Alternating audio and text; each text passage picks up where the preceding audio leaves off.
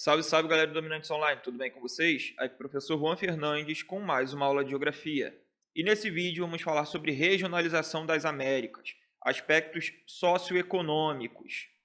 Bom, aqui a gente tem a divisão sociocultural, tá, das Américas, onde a gente vai ter na porção ao norte, América anglo-saxônica, tá?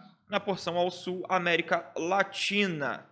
Então, se a gente for parar para observar a distinção entre essa regionalização aqui e a regionalização de acordo com características, né, de características naturais, a gente consegue perceber que nesse ponto aqui o México se destaca, né, da porção de região junto de Canadá, Estados Unidos, tá? Além de Groenlândia, né, e do Alasca.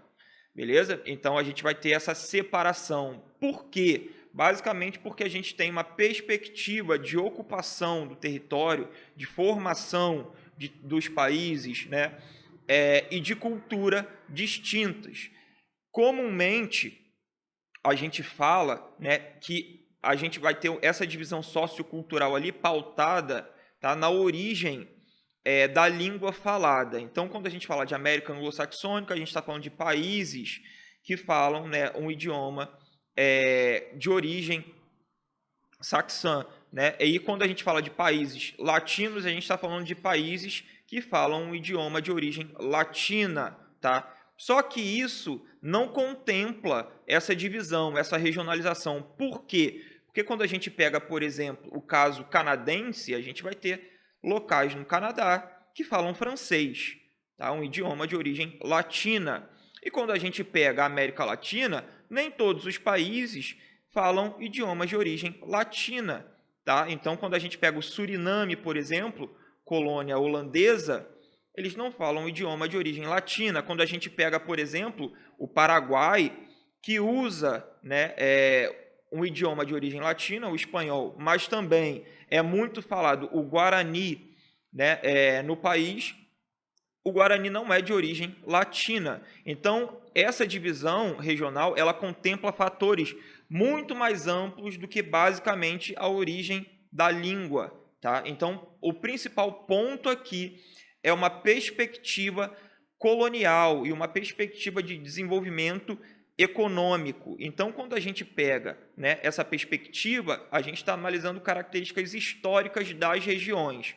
Então, quando a gente pega a América anglo-saxônica, a gente fala, né, apesar da porção sul dos Estados Unidos, né, das colônias do sul dos Estados Unidos, ter uma característica muito próxima à colonização que sofre a América Latina, né, a gente vai ter ali, a partir, né, de emancipação, a partir de construção de território, um desenvolvimento econômico estadunidense muito mais baseado numa lógica de produção do espaço, né, das colônias ao norte, tá? Onde a gente vai ter ali um desenvolvimento de atividades econômicas, tá? Não voltado para uma agroexportação, mas ali já um comércio, né, uma possibilidade de desenvolvimento e de acúmulo de capital, tá? O Canadá também com essa característica. Já na América Latina, a gente vai ter aquelas tradicionais colônias de exploração, com as plantations, né, agroexportadoras, muito inseridas num pacto colonial, num monopólio entre metrópole e colônia, onde o que a gente produzia aqui era exportado para a metrópole, e automaticamente a gente não tinha uma grande capacidade de acúmulo de capital, tá? E isso vai dar para a gente ali uma característica de, né, um certo atraso de desenvolvimento, tá? Um atraso dentro das práticas de acúmulo de capital. Então, por consequência, a gente vai ter na América anglo-saxônica características, né, nos aspectos gerais ali, de níveis econômicos muito maiores. Então, a gente tem um dinamismo econômico na América anglo-saxônica de maneira muito maior do que na América Latina. Então, quando a gente pega, apesar da América anglo-saxônica contemplar ali, vamos pegar o caso canadense, né, e o caso estadunidense, a gente tem um dinamismo industrial, tá? O Canadá, apesar de ter uma certa dependência de alguns setores produtivos dos Estados Unidos, então, por exemplo, no Canadá, né, a indústria de automóveis, o Canadá não tem sua própria indústria de automóveis, tá? Então, precisa ali de produção estadunidense, de indústrias estadunidenses, mas o Canadá passa, né, por um processo de industrialização também. O Canadá ele tem essa perspectiva industrial dinâmica, então a gente tem algumas empresas de tecnologia no Canadá. Tá? Os Estados Unidos vai se tornar, né, um grande polo produtor, então a partir da segunda Revolução Industrial os Estados Unidos ganha uma grande força, então a gente vai ter ali, né, o cinturão manufatureiro, onde a gente vai ter ali Detroit, né, a gente vai ter Nova York, cidades importantíssimas para a segunda Revolução Industrial. Já na terceira Revolução Industrial, a gente tem um deslocamento desse polo de poder ali para o Vale do Silício, tá? Desse polo de poder produtivo para o Vale do Silício, tá?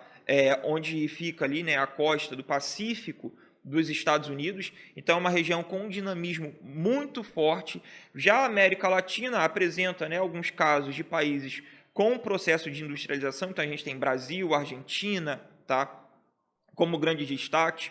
A gente tem o caso mexicano com as maquiladoras, e a gente fala sobre isso, né, quando a gente fala da relação do bloco econômico entre Estados Unidos, Canadá e México. Tá?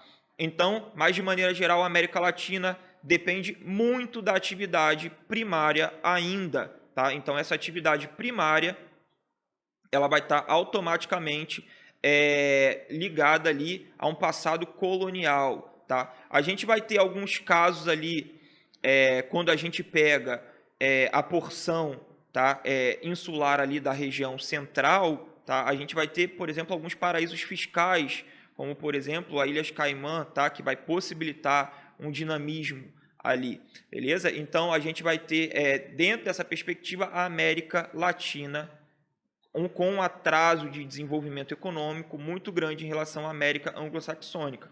Isso vai dar, né, dentro dessa perspectiva, a participação regional na economia global de maneira distinta, onde a porção norte vai contribuir com capital, né, com indústrias, e a porção, né, latina vai contribuir principalmente com o setor primário, agroexportadora, minerais, combustíveis. Beleza, galera? Então é isso. Até a próxima. Tchau, tchau.